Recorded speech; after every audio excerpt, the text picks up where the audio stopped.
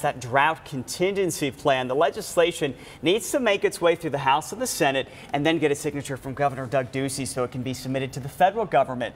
The Drought Plan is an agreement between southwestern states to stabilize water levels in the Colorado River. The goal here is to use less water. For Arizona, that would mean some severe cutbacks in the amount of water that we get from Lake Mead.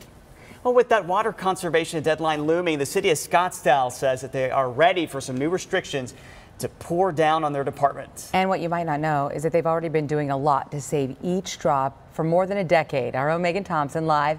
She's at El Dorado Park right now. And Megan, one of their recent programs does rely a lot on meteorologists just like Iris.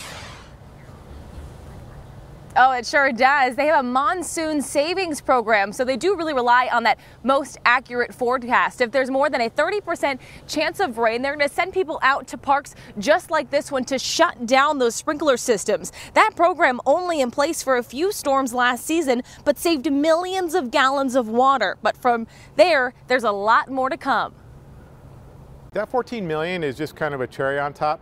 Since 2002, we here in Scottsdale created a very comprehensive water conservation program for our park system. David Pratt is the irrigation system supervisor in Scottsdale and says his department decided to be proactive all those years ago, already catching glimpses of the drought. We decided to implement a 15% reduction from what the state allows. Through irrigation and water management education for employees each and every year, their efforts are seeing real results. The state gives an allotment for parks for their water use. For Scottsdale, we are actually about 2.5 billion gallons less than they would have allowed us.